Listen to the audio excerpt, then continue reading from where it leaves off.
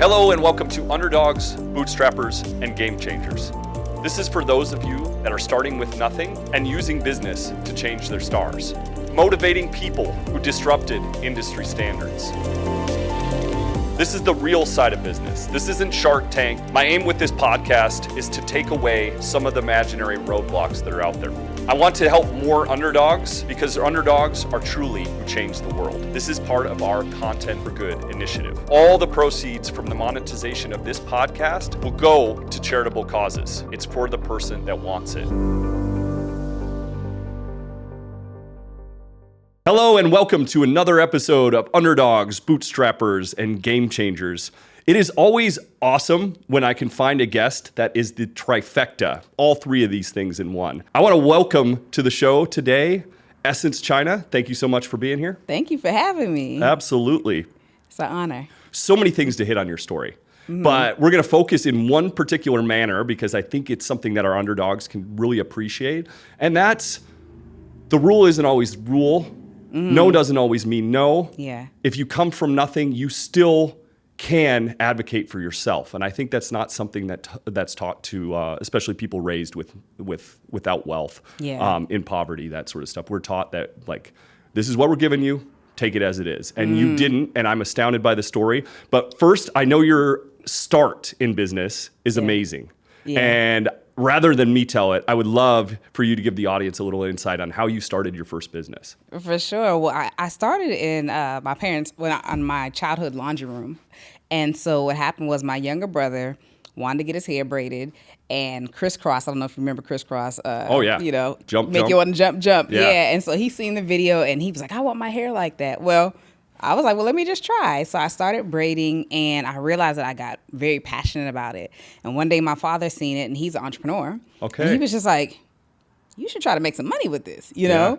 And so what happened was later on, I started doing like high school friends' hair, and I didn't really need a lot. I just needed like a comb and some hair grease, which we had in our bathroom, you know? Awesome. And so over time, when my mother realized that, okay, well, both my parents realized that this was something that I could actually like grow, they allowed me to utilize like our laundry room to turn it into a salon. So my mother went to like a yard sale, bought me some chairs. That's awesome. And I literally set it up like a salon. So I'm like 15, 16 doing hair, and I'm, making $5 a head. Yeah. But, for me, it was like, that's all I ever needed. Because Wendy's, I love Wendy's, so I would get $5 meals at Wendy's. So for me, it was super cool. But I do remember maybe prior to that, one of my mother's friends asked me could I do her son's hair. Mm-hmm.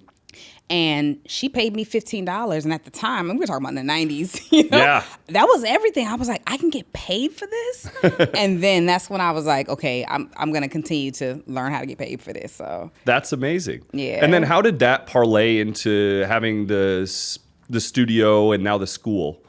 Oh, gosh. It was a journey. So, I, did hair from maybe 15 to about 20 in the laundry room, and I stacked my money because I wasn't really much of a spender. And so I ended up moving away to Maryland. Mm-hmm. And when I moved away to Maryland, I was, trying to start my life and figure out what I wanted to do. But I kept on coming back to hair because it was something I could do with my hands. It was easy. Yeah. And so while I was out there, I was able to braid in a salon and a barbershop.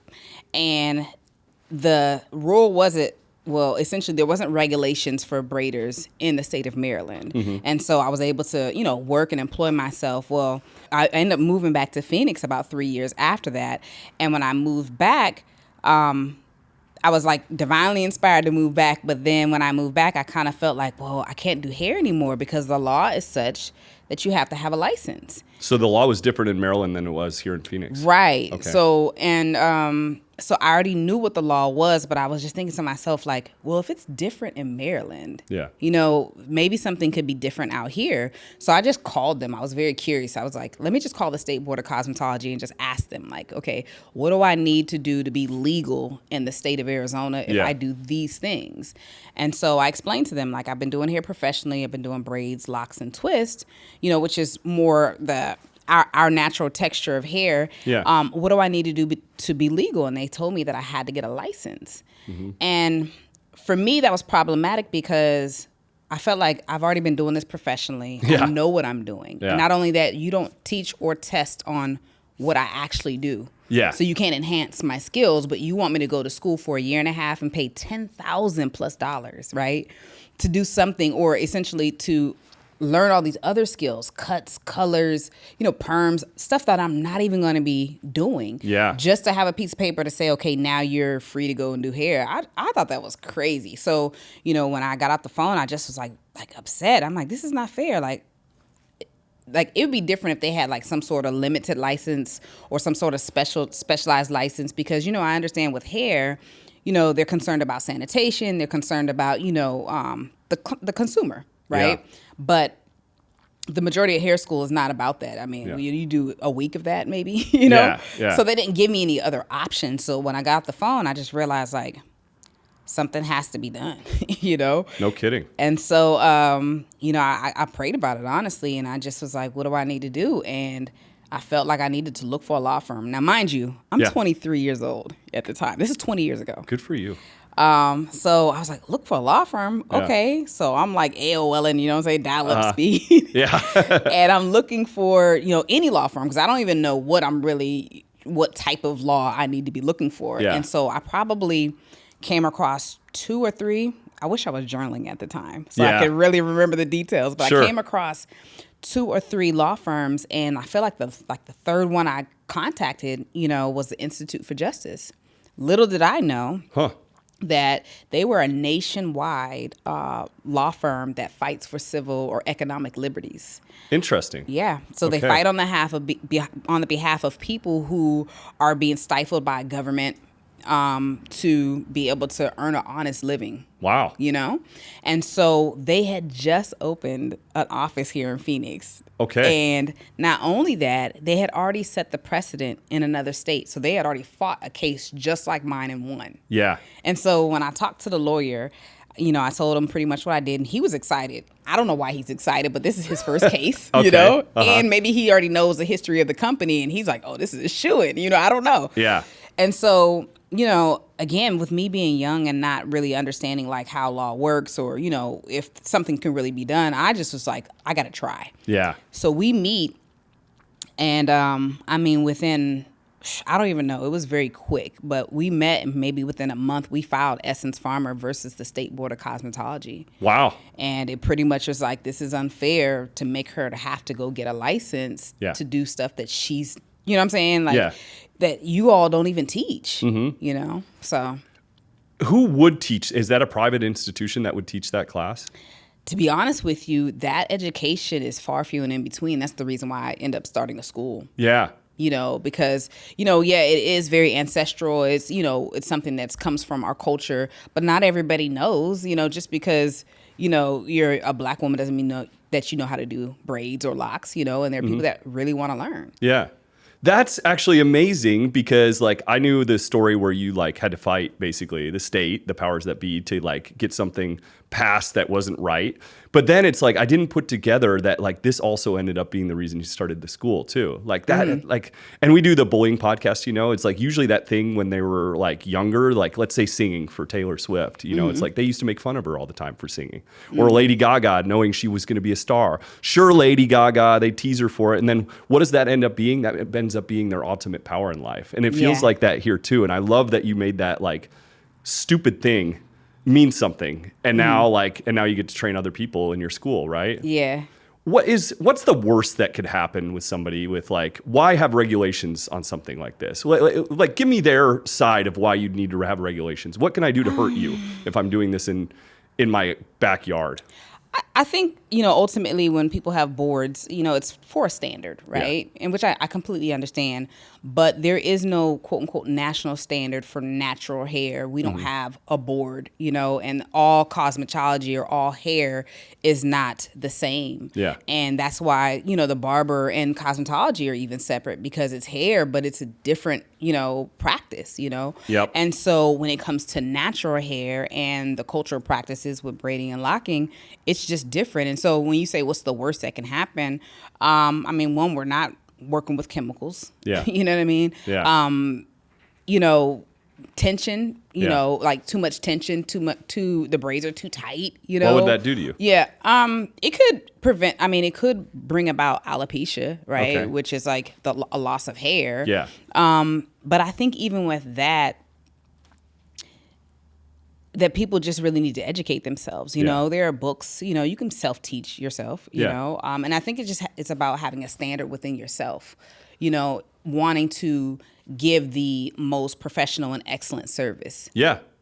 I guess the reason I asked that question is because I'm trying to find out why that regulation would have existed to begin with, right? Like, what is it that we threw in the way, you know, that like it needed to be there, and now it's struck down in Arizona, right? You don't have to have it anymore. Well, yeah. Well, for me, I think it's power and control. Yeah. Honestly. Yeah. And then the fee of how much per year did it used to be? Absolutely. You know, the school, and after that, you got to maintain a license and, you know, all of those things. And even after the law got passed, you know, and I eventually opened a salon, they even tried to come to my salon. And I literally called my lawyer and I was just like, what's going on? They're literally trying to come here. And he was like, they have no jurisdiction. If they come back, give them my card. Who's they? The State Board of Cosmetology. My goodness. Yeah. So do you feel like they came after you a little bit because of it? Like vendetta? Possibly. I mean, they knew who I was. If you could say that on the podcast. Yeah, I mean, I'm sure they knew who I was. I feel like I was like somewhat targeted. I don't know. But, you know, what ended up happening was Janet Napolitano, who was the governor at the time, heard about the case and was like, this is crazy. Now, mind you, I'm on the cover of the business section of the Arizona Republic. Like, it's a story. You know what I mean? And so she apparently heard about it. I don't know how it came across her desk. And she was like, this is ridiculous. How much of getting that PR coverage helped push this across the goal line, you think? I definitely feel like it helped because we never stepped foot in court. Yeah. So we filed, and there was, you know, them going back and forth. Then it's, you know, all this publication and PR, and then Janet Napolitano signs off and amends a law that pretty much exempts all braiders, all opticians, all natural hairstylists in the state of Arizona from having to obtain a license. I'm so proud of you for that. There's so many things to hit in this that's going to help them. You know, one of the things is like, how did you learn not to take no for an answer there? Like, how did you have that strength? It's like, we were talking a little bit before the show. Let me preface it this way. You know, like I have a quick story that I'll tell. Yeah. So my youngest brother, and hopefully he doesn't get too mad at me telling this story, but he goes in to go to college, right? And walks in and he's going to file for financial aid because he doesn't have any money. He's working at Blockbuster or something like that. And they go, well, we're going to need your parents' W-2s, you know? And so he comes out of there. I see him. He's all down and he's like, Tyler, I can't go to college. I can't afford it. They won't give me financial aid because they don't have our parents' or W-2s. And so I went in there the next day and I looked at the people and I was like, why won't you give my brother financial aid? And they're like, well, because he doesn't have your parents' W-2s. It's like, my dad's been in prison for 15 years and my mom's never had a job in her life. That's a W-2 job. If this system isn't built for somebody like my brother, who's it supposed to help? Yeah. He had financial aid the next day, right? Yeah. And like, I wouldn't have been able to do that 16 years old, 18 years old. We do stuff we're working on something for Foster Hub, kids aging out of foster care. And one of the biggest things that I see is people don't know how to advocate for themselves. Malcolm Gladwell talks about it in his book too. If you're raised not of means, you don't think you can challenge the system. Yeah. So what can we tell underdogs out there about them, like being told to stay in their place, being told, you know, like this isn't for you? Like how do we get them to accept that no isn't always the answer or the rule isn't always the rule? That's a great question. I think for me, I was just young and fearless. Yeah. And to be honest with you, I feel like I remember reading in a magazine article where something had happened to a woman in another state where she actually got locked up for braiding. Like it was like there was like an undercover cop. Crazy. Came in to get her hair done, and once she started braiding hair, because she was braiding out of her home, it was illegal. Yeah. And so she ended up facing, you know, some criminal charges for that. And so I remember reading something about it and how there was going to be like a challenge against it. So maybe that planted a seed. Now, we're talking years prior to my stuff, but it wasn't something I consciously held in my mind. But I felt like because I also lived in Maryland and the case was different, I was like, something can be changed. Like, I just felt that there was like something can be changed. And I'm just a determined person. And I also thought it was very unfair. And so for me, fairness is, high up on my list. And so I'm just like, if this is unfair, something has to be changed. And at the end of the day, even if it could not be changed, I had to try. I love that. And then I was hoping by having you on this episode today, maybe you're that spark for somebody, that person that challenged the system. Mm-hmm. Even me telling my embarrassing family story, I hope somebody out there is like getting that, like, okay, this isn't a fair rule. Yeah. I need to advocate for myself. It's proven that the poor don't advocate for themselves. I want them doing it because it's, I, in this case, stepped in for my brother, right? But not everybody has the older brother out there to step in for him. And I wouldn't have been able to do that at 16, challenge the system. I had built, I had grown, I had gotten some confidence. You had seen it happen. And so it's like, I think maybe right now somebody could be out there like, she challenged the system, the status quo, and she won. So that's what I want the big message of this show to be, today is like, you can challenge things that you don't think are fair. Yeah. I want to backtrack just slightly to give people a little bit more value into that insight around like regulations and stuff. Yeah. People, one of their biggest fears, we work with business owners all the time. And it's the red tape that keeps the underdog entrepreneurs out of business most of the time. It's not the hard work, which actually that's the part of business that I don't think is talked about enough these days. But I believe most underdogs are capable of the hard work. It's the red tape. It's I don't have the license. I don't have the LLC. I don't have these things. How did you originally look into like regulations around this? And what can you tell me as some insight into helping those out there that are like confused about licensing and things for their particular industry? Like, what's a good way to navigate that? I mean, I kind of always knew that, if you braided hair, you were in somebody's kitchen. Like you were just, when we used to get our hair done as kids, we were going to somebody's house. We never went to a salon. Yeah. But it was because they were relegated to these spaces, their homes, because in order to do this particular thing, you have to go to school, which it didn't fit within, if that makes sense. Yeah. So I always inherently knew that, it was not necessarily like illegal, because I knew it wasn't illegal, but that's how they deemed it. Yeah. But as far as like looking into regulations, like I think you just have to question. I called and I was just like, hey, I'm a young kid. You know what I'm saying? Yeah. And I'm just like, I just want to know. I want to understand the thinking and the framework behind this so I can know if I'm within. Because, when I moved back to Phoenix, I really was like sad because this is something I really love. I really enjoy. I feel like this is what I was born to do. And I don't want to go work a conventional and traditional job. It wasn't in my blood, if that makes sense. And so I'm just thinking like, how am I going to navigate this if, the regulations are such that it keeps me out? And I knew that I wanted to grow. I knew that I wanted to provide a professional environment for my clientele. Yeah. But how can I do that out of a home? Like, that's not fair. Like, I'm a businesswoman, but I can't open a business unless I go through these portals. And so I feel like calling and at least asking, like whatever it is that you're, trying to do or whatever path you're trying to go down, inquire. Because I think sometimes we look at things and we make it this monstrous thing. It's only because we don't have the information. Yeah. But you can ask. You can Google. You know what I'm saying? Like it's a phone call away. That's a wonderful point. And I know we're beating up kind of on regulatory commissions and things like that today. But what I've found in dealing with the city, the state, tax regulation, that sort of stuff. If you're a nice person and you go down and ask for a little insight or help, I've found they're always reasonable. Like I can't speak to every entity. I can't speak to the Arizona Cosmetology Board. Yeah. But what I've dealt with a lot of systems I've found out there, like if you go in there, like, look, I don't know what I'm doing. It's like, can you help me with this? Yeah. And you're polite about it. They're so used to people coming in there and being jerks to them. Like I found that they can be extremely helpful. Yeah, I think that's dope. Yeah.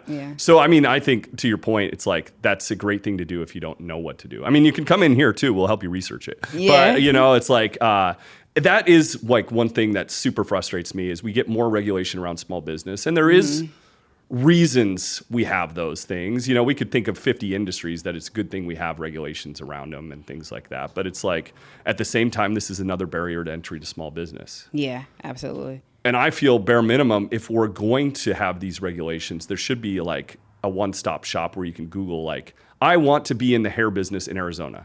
Give me a list of everything I need to do. Yeah. And that's so frustrating to me that doesn't exist because you and I now, we can navigate any business. We're going to go out there. We're going to figure it out. We have to make 16 website visits maybe on some businesses, find out what insurance I need, find out what license I need, like that sort of stuff. But it's frustrating to me still to this day, that we don't make it easier for underdogs to open these businesses. Yeah. Well, I'm super grateful for my lawyer because I was only seeing like the first step. I didn't even know that the law could change. I was like, the first step was to contact the state board. The second step was to contact the law office, and then they filed in my behalf. But my lawyer was such a blessing to me that he was asking me, well, what's the name of your salon going to be called? And he brought me the papers to let me to look at what an LLC was. So he seemed further beyond. That's awesome. I just seen the first step, and he's like, okay, well, once this is done, you're going to go into business. And I didn't see it that far, to be honest with you. That's awesome. And so it was just one step at a time. So he helped me get incorporated. And from that standpoint, he brought me the papers, was it going to be a partnership or a C Corp? And I'm like, I don't know. I took these papers home to my father and asked him, And so he literally filed the paperwork, or, his firm helped file the paperwork for me to get incorporated. Yeah. And so I got incorporated in 2004, but I didn't open my first salon until 2006. Oh, wow. But the reality was it was fear. Yeah. It was fear that I would not be able to do it because, yes, I was operating at that time out of my apartment and I'm braiding hair and I'm functioning as a business, but I don't have a storefront. But, going into full-fledged business, I didn't see myself in that light. And to be honest with you, I think society and even culture sometimes can kind of frame your mind to think that you're not that. You can't be it. You're too young. Yeah. You know what I'm saying? And to be honest with you, my mindset was a business person, and we're talking about in the 90s, 2000, is an older white man. I didn't see myself as a business owner. And so, I'm 24 years old. I've changed the law, but what got the fire up under my butt one day. Now, mind you, I'm in nursing school because my mother, she didn't see it. She didn't see the vision. So she's like, okay, you came home. What are you going to do with your life? And I'm like, I don't know. I'm just moving based off of how I feel like God is moving me. But, so she helped me enroll in nursing school. So this whole time I'm going through this course with the Institute with Justice. I'm still a nurse. I'm in nursing school. Wow. So when the law gets passed, I end up finishing nursing school. I get my license as a nurse. Yeah. But I was hiding behind nursing school. I was like, well, the law, even though the law's passed, I don't, I'm in school. I can't do it, But one day I'm driving down the street, right? And not far from my apartment at the time. And I see this braid salon that's opened. And I'm like, not mad at what they're doing. Yeah. But had it not been for what I did, they wouldn't even be able to open. And I'm driving past them to go braid hair at my apartment. Yeah.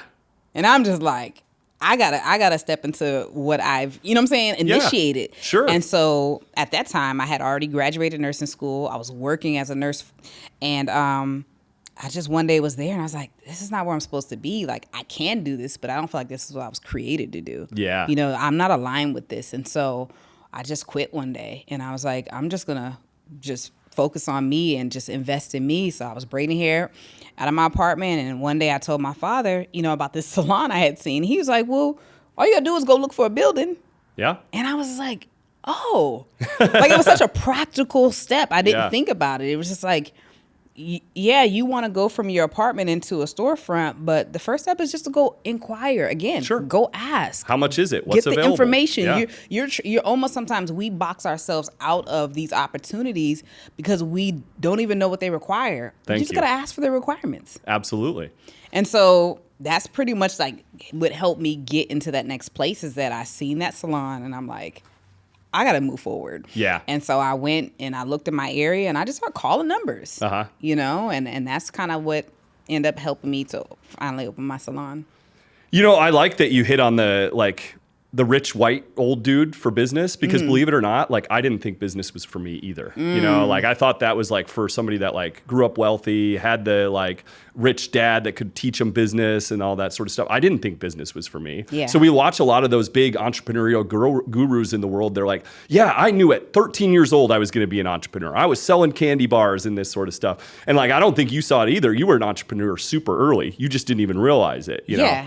For me, I'm like, that's not for me. That's for somebody else. I'm destined to a job, and then my story's a little bit different, It's I ended up getting pushed by regulations into my business, actually kind of in a similar way, It's I had to do it because I was breaking a rule that I wasn't supposed to break. And then I ended up with a business over it and derailed my entire life, much like you. I want to hit two key points. And tracking backwards just a little bit. Let's talk about public relations when you're trying to get something moving, going, especially something seemingly hard to accomplish, like changing a law. Can you tell me about like how you guys navigated getting involved with the media and getting them on your side? To be honest with you, it was like, mind you, I'm 23, so I'm just going through the process. I don't even know that I'm fighting on behalf of everybody. It was just more so, when I say I didn't know I was making history, you know what I mean? But my lawyer was the one that was doing all the work and all the groundwork. Next thing you know, he calls me. He's like, hey, we got this radio interview. And I'm like, okay, so I got to go down to the station and do this radio interview. Hey, we need to go ahead and take some photos of you. I didn't know what the photos are for. Next thing I know, I'm on the cover of the Glendale. I was on the cover of the Glendale Republic, and then I was on the cover of the business section in the Arizona Republic. Like, It was crazy. Then, and I always forget, I really wish I was, like I said, taking note of this, but I think it was Dateline NBC flew from D.C. No way. to my apartment and interviewed me in my apartment about this case. It never aired because by the time that that they were going to air, it had already been settled. And so I called them like, hey, can I get the footage or whatever? Like, because it never aired, we can't release the footage or whatever. But they flew a team from D.C. to interview me. So all of this was just because the Institute for Justice was doing their work. And, apparently they had connections. I'll bet they got a line that was going to happen. We had a similar circumstance. We had somebody come into a business, or actually, excuse me, I don't think he had ever actually been in the building. And then he sent me a message personally, and he said, hey, if you don't give me X, I'm going to put a bad review on your business. And so literally extorting me, it's like, I know reviews are important to your business. If you don't give this thing to me, then I'm going to write a bad review. And so I sent this to Yelp, and like literally as proof. And I was like, look, this person, because I told him, I'm like, we won't be extorted. Do what you got to do. Right. It's like, so, and I'm thinking Yelp's going to back me up because I have evidence. They said, sorry, nothing we can do. So, and then like we pasted his initial response as our response to this, like fighting it. So people could see that like, look, this guy literally tried to extort us. And he goes, messaged me personally. He goes, you stupid mother effer. Now I'm going to go get you on Google. And he did. He wrote this horrible, horrible review. It's like sickening, and what it's like to get a bad review for your business. It hits you here. You work I started in a dirt lot trying to build this thing. It's like every inch of my being went towards it. It's more than my baby, like, so then it like just affects you personally. And so my business partner, Elliot, gets on Reddit. He starts complaining about what happened because it was so unjust. And we find out later, Elliot's a genius on looking stuff up online. He had done this to like a bunch of other companies. He had been, now he was in the US illegally. He had sued a hair restoration clinic for impotency and won. So this was his MO, and then like Yelp was allowing this to further on. So the word gets out. The next thing we know, CNN gets a hold of us and wants to interview us about it. And they interview us. Story didn't go live, but guess what? The next thing we knew, that review was gone. So, to your point, I think getting the media involved can be a tremendous ally.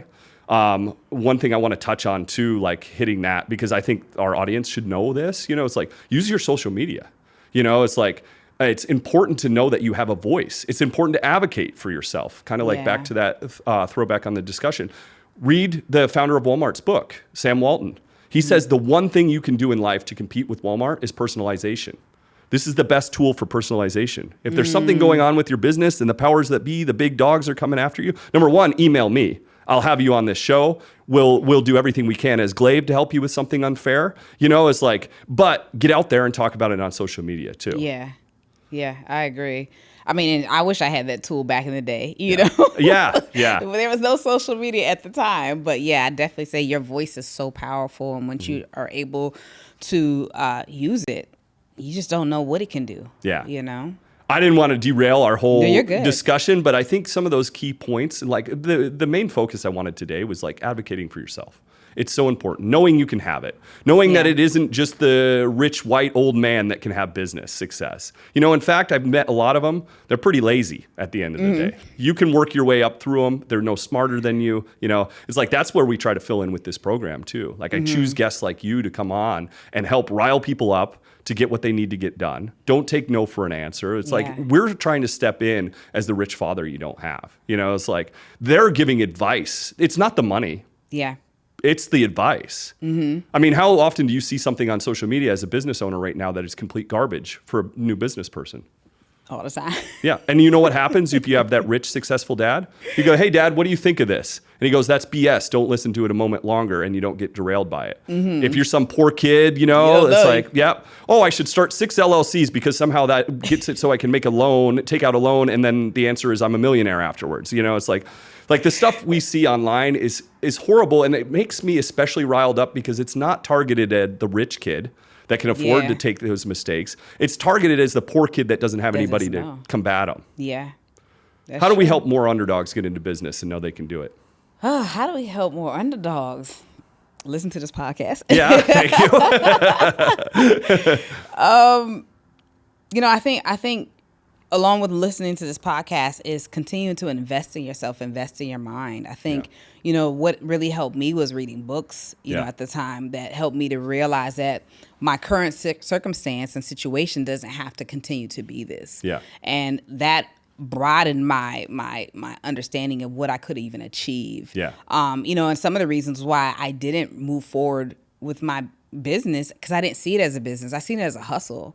Like, I kept on saying, I need to get a real job. Like, this is what was in my mind. It's how I was programmed. Yeah. Like, you need, you know, to go to school, get in debt, get a job, and then pay them back. You know what I mean? That type of mentality. And so, you know, especially with certain, I guess, paths and businesses where people don't see them as, like, I don't know, honorable, not necessarily honorable, but like worthy. Like, you know, it's the lawyer, or it's the doctor, or it's the, you know what I mean? Those traditional paths that sometimes we look at what we want to do as less than. Yeah. Which is so erroneous, you know? And so I had to learn to, I don't know, just put the path that I was going to be on as something that was worthy, something that was professional. And so when I was able to shift my mind about it, that also gave me power. And so I think that no matter what that person wants to do, whether they're creative, like, don't limit it to thinking that it's just a hustle. Yeah. You can have it. It's a viable business. Absolutely. Yeah. And so, you know, I would have never thought braiding in my parents' laundry room would have took me to literally, like, you know, we'll talk about this maybe on another time, but like, my hairstyle was all over the world. My hairstyle. Tell me about it. So, after I opened the salon, I did my first photo shoot with this photographer, and this photographer was just like recommended through my industry. And granted, there are photographers all in Phoenix, Arizona, but I flew him from New York to work with him. That's not awesome. knowing what it was going to produce, but I did these hairstyles, shot them, and the idea was to get publicized. However, I didn't know that it was going to hit Essence magazine. And for those of you who know what Essence magazine, that's a nationally recognized magazine. So my hairstyle got on inside the magazine where it showcased my hair salon, and it was in Glendale at the time.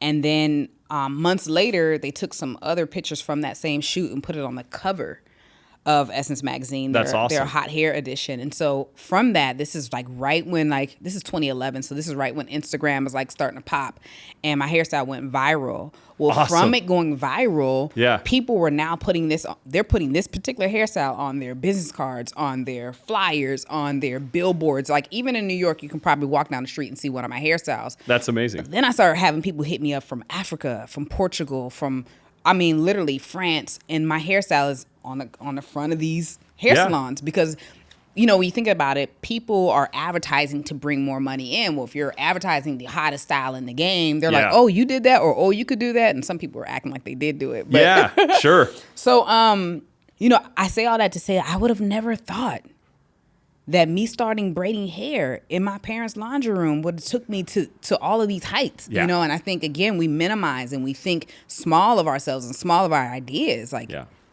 knock that out. Yeah. Yeah.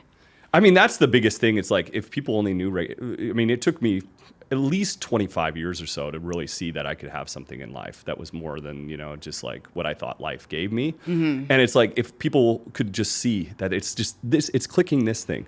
Yeah. It's not what you have or don't have, you know, it's clicking this thing and just telling yourself, yes, it's possible. You know, like, I don't really buy into the whole like law of attraction and stuff. Mm-hmm. I mean, some people do, and that's great, and it works for them. I mean, the one thing it does do for you is it says you can have this, right? You can have it. I mean, I believe that. I don't believe that magic attraction in my life if I just think about it. But like, I think the second you can turn that key and say, I can have it, now you're on the step to the right path. Well, I think the biggest thing is like, again, what you said is like the root of it is the belief system. Yeah. When you can shift the belief system, it shifts how you may behave and how you show up. Yeah. And I think that, you know, if you're afraid and you think small of it, then you're not going to move boldly. You're not going to go ask the questions. You're not going to do the research. You're not going to invest in yourself. But when you start to think, you know, I can have it. It is possible. Yeah. Then you start taking those bold steps, which now brings you from belief to behavior to becoming. Yeah. Like now you're it. Why not me? Yeah, absolutely. And then you start saying, why not me? And then the second you start to stack up the things that like, why me? It's like, well, I'll work hard. You know, I'll work 2 jobs if I have to. You know, it's like, well, you know, like I don't take no for an answer. Well, you know, like I'm going to work out and put my body and mind in the right place. Like if you start doing these things and have some belief, then you can have anything you want. And I can tell you the spoiled rich kid out there right now, he won't work as hard as you. Yeah. That's your advantage. People don't realize that in the world. When you're raised without the advantage, that actually is an advantage. You know, and I bring this up. Sure, it's a disadvantage. It is. You know, it's like we deal with stuff in our childhood that the rich entitled kid never can dream of, right? And so therefore, when you have a business problem, and people used to ask me all the time, Tyler, how are you not freaking out right now? You know, it's like, well, this is kind of like, I wouldn't say this, but it's kind of little compared to what I've dealt with in my life, you know? And so I'm going to stay calm. I'm going to stay collected. I'm going to solve the problem. Let's have a new day, you know? And so I think that's like, I love having this discussion with you. And like, another reason is like, you fit my silly hypothesis for the world. You know, because it's like my silly hypothesis with Glaive and what I'm doing with this is if we help more underdogs get into business, then that helps more underdogs in business. We help get more women into business. What do you think happens? More women into business. Absolutely. We help get, like, you're the most underrepresented class of entrepreneur, African-American woman. We get more African-American women into business. You've already proven it. You've gotten another African-American woman directly into business. Yeah.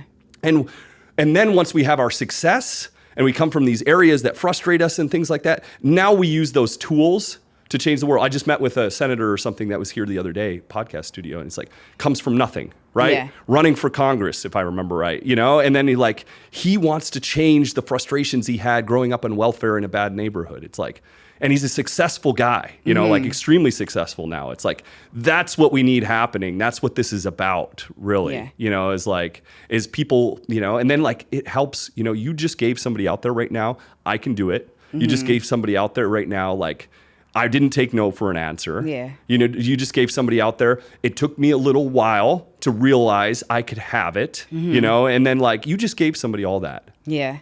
Well, you know, something that I'm hearing is like representation matters. Yeah.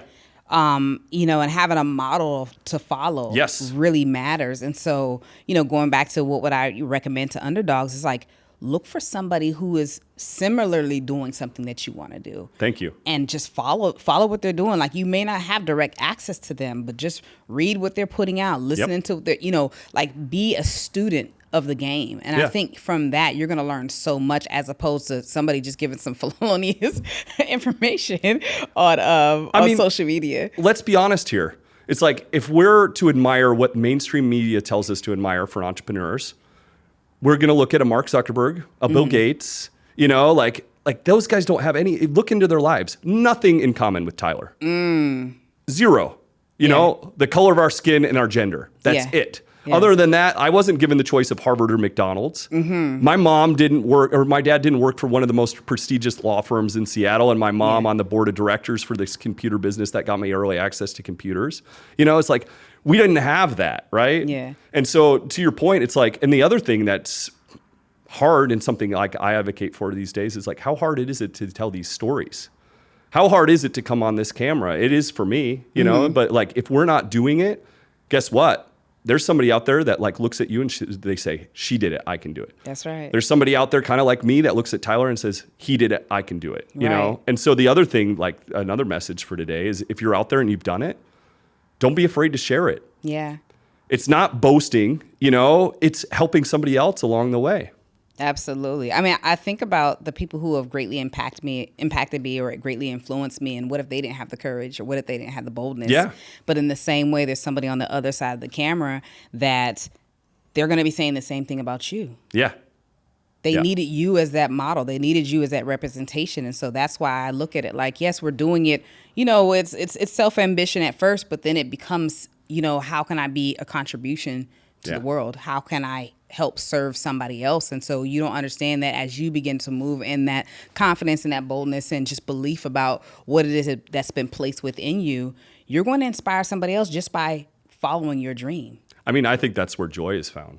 Yeah. I mean, I don't know about your childhood, but I was told a lot, like, you'd never amount to nothing, you know, like, you know, like your dad was in prison, you're going to end up there too. You know, it's like not really given much of a fair shake. And then I played into that for a while, you know, I believed that. I believed I was stupid on all these things. And then I turned a corner on that, you know, that's I didn't listen to it anymore, you know, and I think that's where we need to grow and learn, you know, and then, you know, that's where you find joy, is when you grow and learn and you accomplish.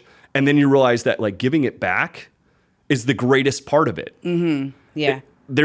So I get asked to go speak to this group of, like, first generation from a rough area college students. They help them get involved with school. Mm-hmm. And it's a great group for me because it's kind of, we get each other, you know? Yeah. And so I remember one time this kid stood up and he goes, at the end, he's like, Tyler, I don't have a question for you today. Mm-hmm. I just want to tell you something. It's like, I'm going to follow you because I can't wait to see what you do next. It gives me goosebumps. Mm-hmm. And it's like, every time I think I'm a little tired, every time I think, like, there's all these things happening to me, I can't deal with this, I think of that kid who actually believes in me. And that's more powerful now than the people that told me I couldn't do that. I was proving wrong for years. Yeah. It's like, I better get out there and start a new podcast. I better go out there and start a couple more businesses. I better go out there and help as many people as possible, because there's that kid and possibly one or two more that are looking at me for that, right? Yeah, I love that, because what I hear is that you have a strong why. It's not a superficial why. Oh, yeah. Yeah, and I think that that's, you know, very much a key for those who are looking. It's like, well, why do you want to do it? You know, who do you want to serve? How do you want to make that impact? So I think that's dope. Tell me your why. My why it's for transformation. Yeah. Transformation. You know, when I opened the salon, I didn't understand how impactful it would be for our community. You know, having a professional environment where we could enhance the beauty of those wearing it naturally. But yes, there was a superficial, like, just from the outside transformation. But what I realized is that when people came into my establishment, that they were changing internally, you know, whether it was the receptionist, whether it was a hairstylist, whether it was a client, it was the conversations we're having. It's the content that we're allowing to be played in the salon. It's it was all of those things, and it was a healthy environment. And so what I realized is that, you know, even with the school, it's like, if we can help the stylist become more whole, right? Yeah. Not just from teaching you how to do the hairstyle, but how can we help you to be more balanced and be more in harmony, to be more healed? Because we are the direct portal to our community. So if we can help the stylists, we can help the stylists help their community, whether they're in New York or in Atlanta. And so that is now my why. It's like, how can we help them heal on the hair side? I mean, you know, in my hair business, but on a greater level in my personal brand, it's just about helping people to recognize who they are, why they're here, what they've been given to give.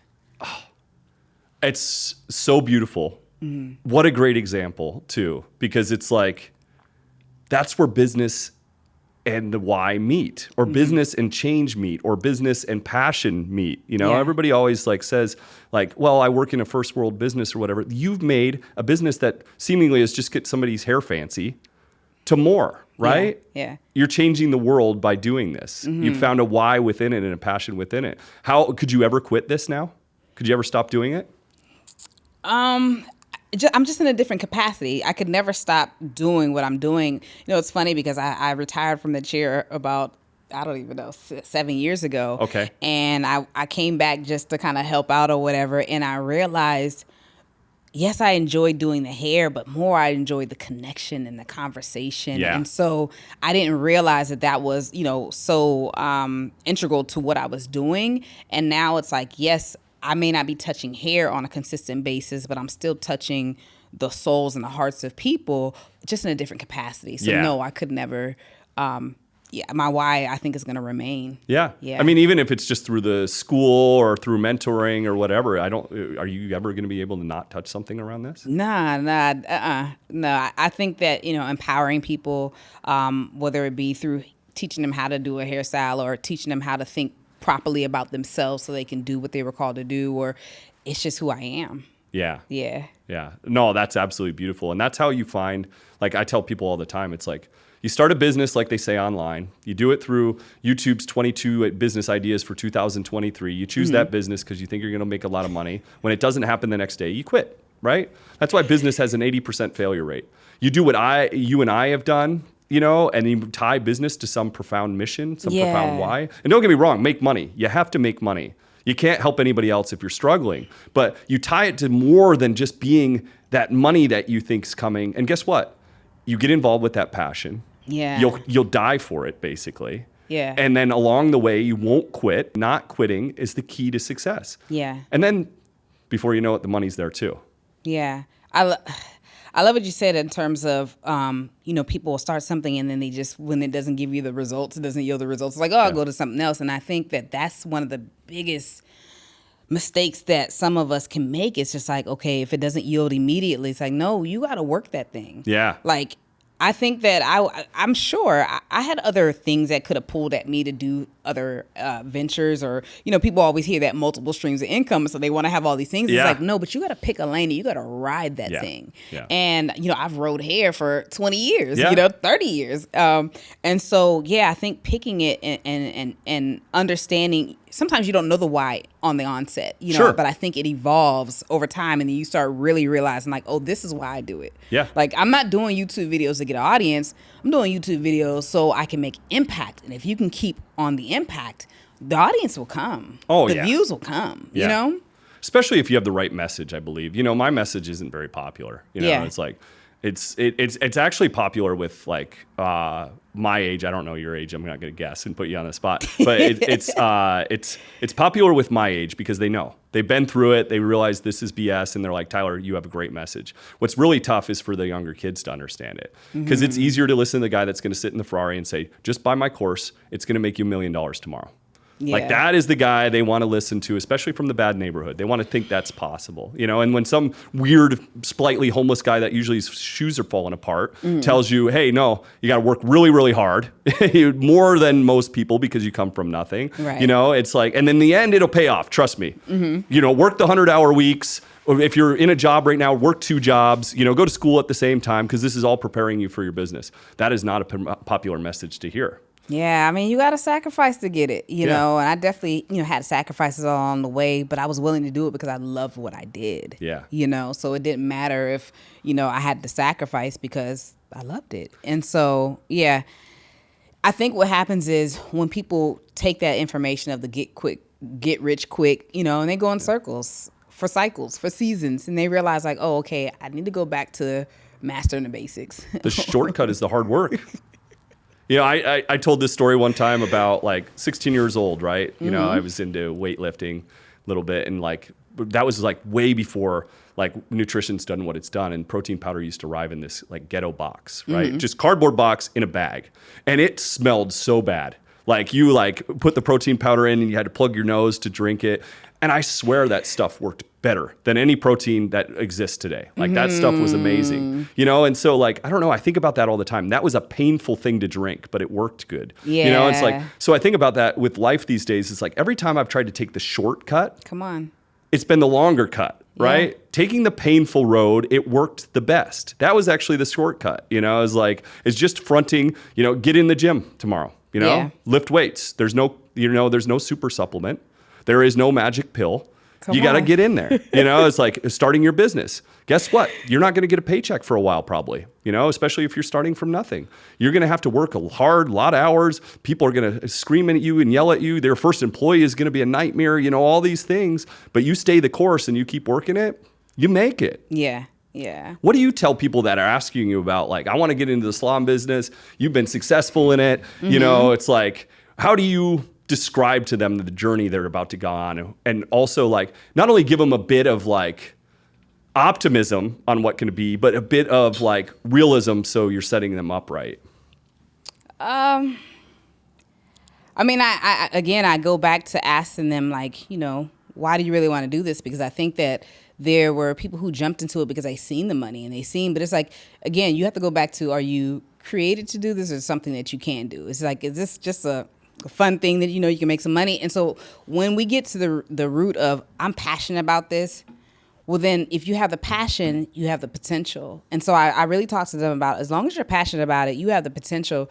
And not only that, it's going to be a long road, but it's not necessarily, life is long. Yeah. You know what I mean? The years are going to pass anyway. Would you rather be doing something you love, or would you rather go and do something that just can make you some money? And so, giving them that realism that, it's going to take time, but everything takes time. Drop some balloons from the roof right now. That is exactly it. It's like, I think of it this way, like same thing, but it's like, I never looked back at last week and said, damn, I wish I would watch more TV. It's like, but I did look at that degree I got, and I said, like, man, that hurt in the moment. But now I look back, I'm like, I'm glad I did that. It's like, how many things can you look back at now that you're like, this was painful, but I'm glad I did it? I mean, almost everything. Yeah. You know what I mean? But I think that, and then I know this might go into another thing, but it's like, discipline is the real self-love. Yeah. Like, what is your future self going to thank you for that you can do today? Yeah. What are those disciplines that they're not, they're hard, but I think it's perspective, because it's just like, okay, just take that extra minute. It's so funny because, like, sometimes I'm like, I don't feel like washing my dishes, right? Yeah. And I'm like, but when I look at it, it took 5 minutes. Yeah. Yeah. It's just like a lot of the things that we dread to do that we don't want to do, that we'd rather go and scroll on Instagram and do. It's just like, but how did that make you feel? Did you get any real gratification out of that? Or are you getting gratification out of the small little incremental changes that you're making that you're going to feel proud about yourself, you know? And so I think that it's like, do you really want to see that growth? And if you want to see that growth and that productivity, it's the discipline. What would the 16-year-old, 18-year-old, you choose the young era person think of the you of today? Very proud of her. Would they believe that you're doing what you're doing? Yeah, because even though it wasn't conscious, I want to say that I was already doing it. I just didn't see it as if I was doing it. Yeah. And so I don't think that she would be all that surprised. It's like, yeah, well, you was braiding hair in the laundry, Yeah. It's just on another level and in a different way. I mean, don't get me wrong. I am definitely like, wow, you changed the law. Wow, you did this. Wow, you traveled here, but it's been a linear path. Like I've been on it. Have we hit one of the highlights of your life through this discussion today? Or do you have one that like you'd share outside of the things we've talked about? Highlights of my life. I feel like we've hit the majority of them. I'm sure there's some I probably can't think of. Yeah. But as far as what's pertinent to this interview, I definitely feel that we've hit them. Yeah. Yeah. One of the things that I love about being an entrepreneur is and there's a lot of bad, let's just face it, there's a lot of bad things too. But one of the things that's great is like once you've like started out in a kitchen, braiding hair, fighting law, opening a successful company, opening a beauty school, it's like how much of the world is like seems unachievable to you now? I feel like nothing is impossible. Absolutely. Like literally nothing. It's just about how bad do you want it, and are you willing to do the work? That's what I absolutely love about being an entrepreneur. It's like there is not a thing in this world I don't think I can accomplish anymore. And we've learned that through just asking questions, just doing the work. It's like, I wish we could put our brains into the kids behind the camera for 1 second and just be like, trust me, you can have anything, Yeah. I mean, this year we opened, we're going to film festivals with our docuseries. Oh, wow. We have a top 5% podcast now, like this one just launched. We've opened 6 companies. It's like, nothing scares me. I mean, I ran into a conversation a couple months ago, 6 months ago. I just wanted to ask about what was going on with this foster care group. Just to have a conversation, right? And that led to somehow Tyler's going to present an idea on how to help foster youth in our building here, which we've done. Wow. And now like it got latched onto so well that now we're starting a hub for age out foster youth here. Wow. And that's dope. Don't get me wrong, like it's a cause that I'm passionate about. I didn't know that it was going to get to it right now, but right now is the time, like especially for a cause like that, it doesn't scare me one bit. I'm just excited. Like I know how we can put this together. A little bit of work, some help from people, it's like we could do this and we can change a lot of lives through it. And that's what entrepreneurship does.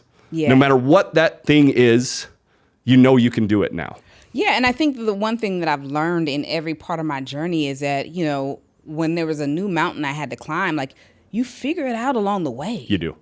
You're not going to know everything at once, you know? And so now it's like, okay, now that I have that tool and I understand that principle, it's like, okay, well, we'll just try it. Yeah. Like, what's the worst that can happen? It'll at least show us the new path. Maybe it's a pivot sometimes. Speaking of which, let's call that path a boulder that you're pushing up the mountain. Let's say for me, the Age Out Foster Hub or some of our businesses and stuff. How do you find the right people to help you push that boulder? How do you find the right people? I mean, for me, I think that it really has to do with like, do we align with values? Do we align with vision? Do we see the same thing? Do we, can we even be vulnerable and transparent with one another? Because I think that that's what partnership is when you're working with anybody. But in terms of finding them, to be honest with you, I know you don't like the law of attraction, but honestly, I feel like they did, as you're doing your work, the people who are on that path, they'll gravitate to you somehow or another. Like I've honestly never I didn't look for Adelaide. I didn't, they just came and they stayed and we recognized, we have the same vision. We have the same values. Yeah. That's what we're collecting here, I feel, and I don't believe in the law of attraction, but it doesn't mean you shouldn't, or you shouldn't, it's just personally, it doesn't work for me. You know, it's like, I guess I don't want to demotivate people, but I don't believe in the law of attraction because I don't believe I don't think I brought the bad stuff into my life. So that's why I can't believe it's going to bring good stuff into my life. I see what you're saying. Yeah. So then how do you find them? How do I find these people? Yes. I believe it's showing up every day. Mm-hmm.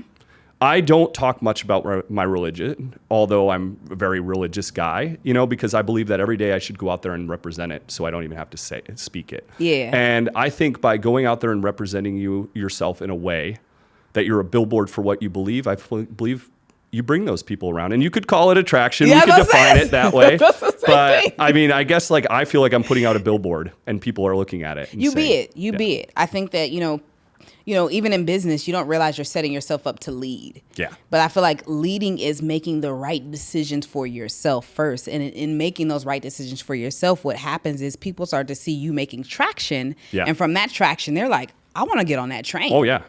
Yeah. And so you attract those leaders because of the traction that you're making. But it's all based on you holding a higher standard for yourself and making the right decisions every day. I think one problem too, and I've found some interesting parts through my journey, as far as like the people that have come in and out of my life, and so it's like one thing that I would say to everybody is like, you definitely need to surround yourself with the right people. Yeah. Hanging out with Joey the Nose is not going to do anybody any good. Think of your life, like in companies, we go out and we seek the best board members possible in different areas to advise us, right? As the heads of companies. It's like, think about that in your life. Like if you're destined for something, immerse yourself with that group or motivated people. And not only that, but don't get jealous if they get ahead. Help them. Don't get jealous or feel obligated. Like if they're a little bit behind or whatever, help them. It's like, make that connection that you heard. You have a friend looking for a job or something. Somebody that's offering a job. Make that connection. The stronger your group gets, the stronger you get. That's so true. And I don't know why we don't think about that enough. It's like, don't get jealous because that person's getting ahead of you. Help everybody you can because now they're part of your network, their team. Yeah. Think of it as a sports team. It's like the better you can make your teammates on that team, the better your chances are for winning. Think about your network that way. Connect the people. Inspire them to get in the gym. Sorry, the gym's a big thing for me because I think it's important. But do that stuff in life, and because then you'll build your network while you're building yourself. Yeah, I mean, that's a valuable principle. I think that society and culture has taught us to think so individualistic that it's all about me, and therefore it's so self-focused that we don't see the power of partners. We don't see the power of communities. That is so valuable. And I honestly had to learn that. Like, I don't think I understood that. It was just like, okay, I started this company, and then I realized like, okay, I have a salon with 4 chairs, but it's just me. Yeah. okay, well now how do I, attract stylists? You know, how do I hire? And I didn't know how to hire and recruit. I'm so knee deep in doing hair that I'm like, I don't know how to do that. And then I realized like, oh, I know the technical side. I know hair, but I don't completely know business, and I truly don't understand leadership. Like I have a standard for myself, but I had understood. I later found out that I had to grow in leadership. I had to teach myself leadership. Like I had to learn certain books, understand certain principles, and realize like, oh, I've already been that, but I haven't necessarily been intentional in that. Yeah. And I'm immature in that. Yeah. And so, I just feel like the team, the circle, all that stuff comes, but you have to have a standard for yourself first. I mean, I think that you become it first, and then you get around people that are on that same path. It's like, those people who are committed to their own personal development. Yeah. Absolutely. And why should they involve you in your network if you're not worth involving? Right? Be a person worth involving in that network. Yeah. And to be a leader, I believe 100% in leading by example. If you won't do it, then why should they do it? Right? Yeah. If you're too afraid to clean the bathroom, then why should they clean the bathroom? Come on. And that even speaks to mentorship too. It's like, be mentorable. Yeah. Absolutely. Put yourself in a position to where it's like, oh, I can see that my time is not going to be wasted by pouring into you, because you're literally, you got a notebook, you're taking notes, you're coming back and you've actually done these things. You've held yourself accountable. So even when it comes to creating a circle or, getting in the right circle of people, it's just like, put yourself in position for that. One of the hardest parts about what I do these days, because I do tons of pro bono consulting. Most of my life is that these days. You've done that for me. Like, I've helped you a little bit. And it's like, one of the hardest things is not everybody they like your advice until it's not what they wanted to hear. You better say that. They like your advice until it's not what they want to hear, because I almost always have to tell them something they don't want to hear. If I'm fixing a business, especially that's failing, I've got to tell them something they're not wanting to hear. But what's so wild is you came to me and or you because you are the expert, and you're somewhere that I have not been yet. You're somebody who I'm looking up to. So if somebody gives you some information that is hard for you to accept or hard for you to go ahead and implement, like you have to remind yourself they've been there and they've done that. Yeah. I think that's the difference between doing it for free too, and then like people that charge for it, because people that charge for it are just going to find you an answer that you're going to pay for. People that are just have your wholehearted, like want your success, are going to have to tell you that. And that's the hard thing for me. I don't like to tell people like these hard things. Yeah. That's hard. And they get mad at me about it a lot of times, but it's like, I'm the only one that actually cares. Tell me the hard stuff because I'm trying to grow, right? Yeah. But you know what? What do you think about this concept where it talks about when you pay attention? When you invest, you know what I'm saying? Like you're invested. So when it comes to like giving things away for free, sometimes people don't value it as such. It's like, there's a scripture that says, don't cast your pearls to swine. Like they don't value pearls. Like they don't see the value in it. And so what are your thoughts about that? It's the struggle of my life. Or what's the catch? What's the catch, Tyler, in this? Where is it coming? We had that 100-person event in person the other day. Yeah. This guy stuck around till the very end. He asked me in the intro and like a bunch of other times, he's like, what's the catch? And like, there is no catch here, And so, that's the hardest part is like, you're right. They don't deem it to be valuable. And I've been fired from helping people for free.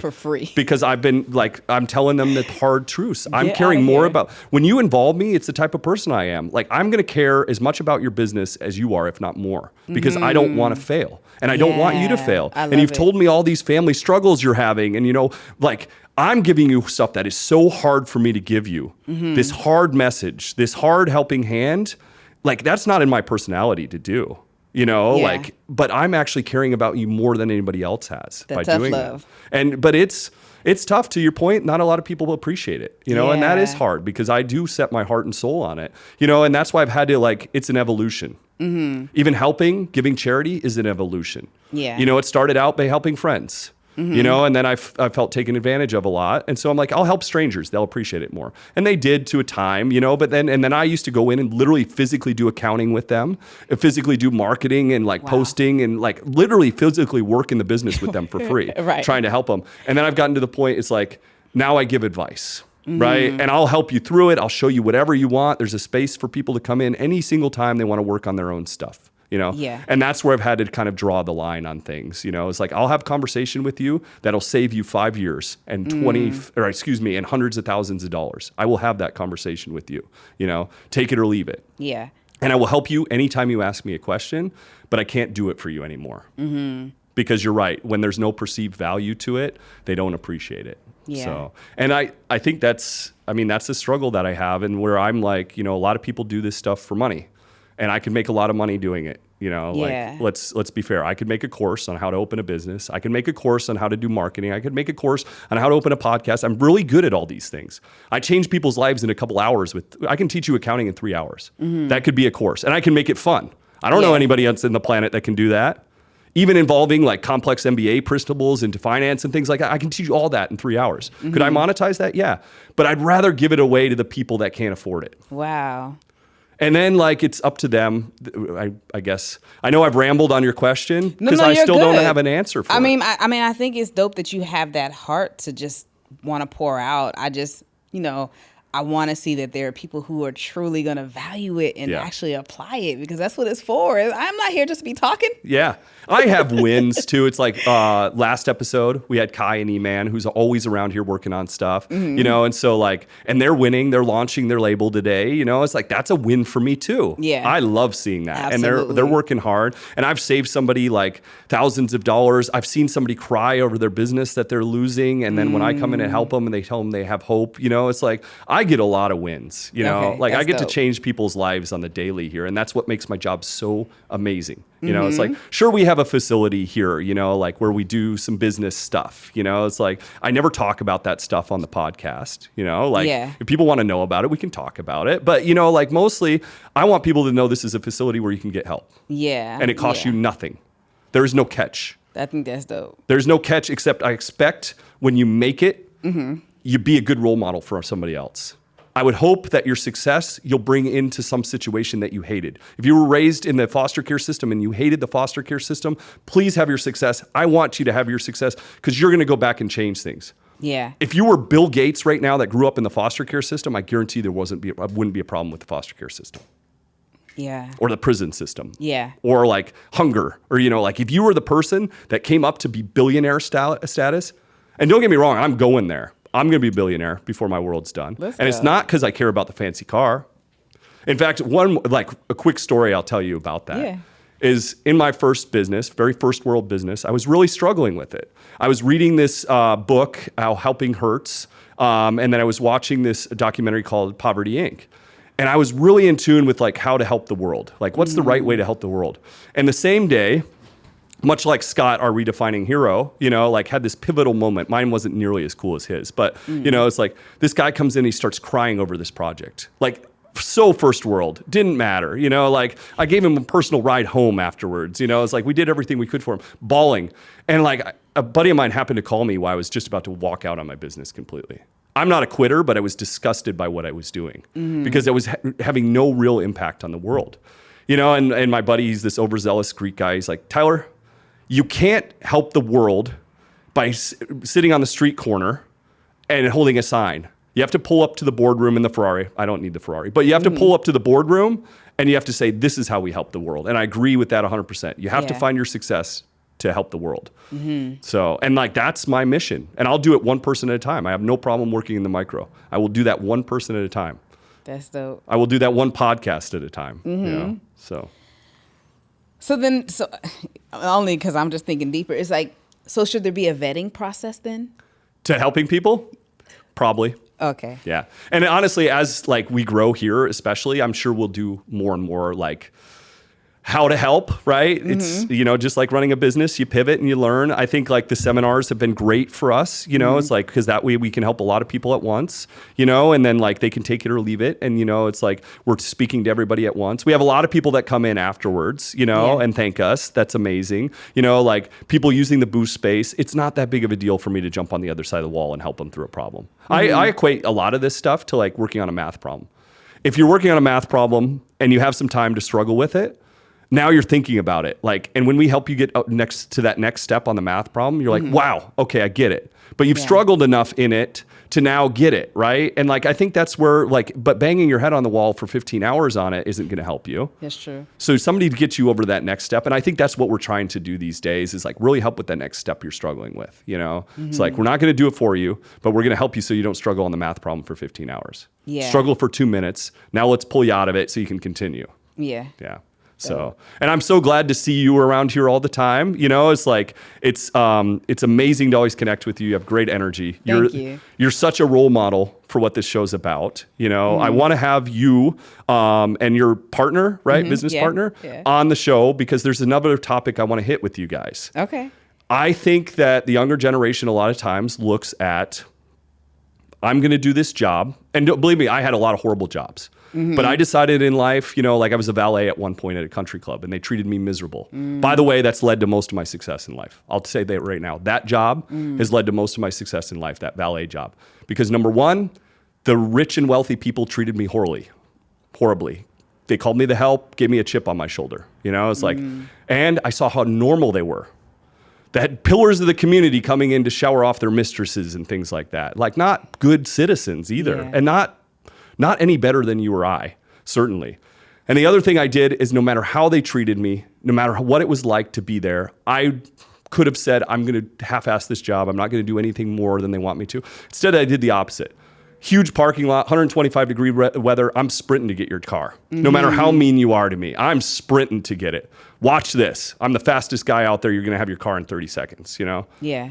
That to me was more of the win than like, oh, I'm going to take my time so this jerk doesn't get his car. You know, it's like, that has been a pivotal point of my success. And so like, that's where I want to go with you guys is like having that work ethic, even in a business that you don't own.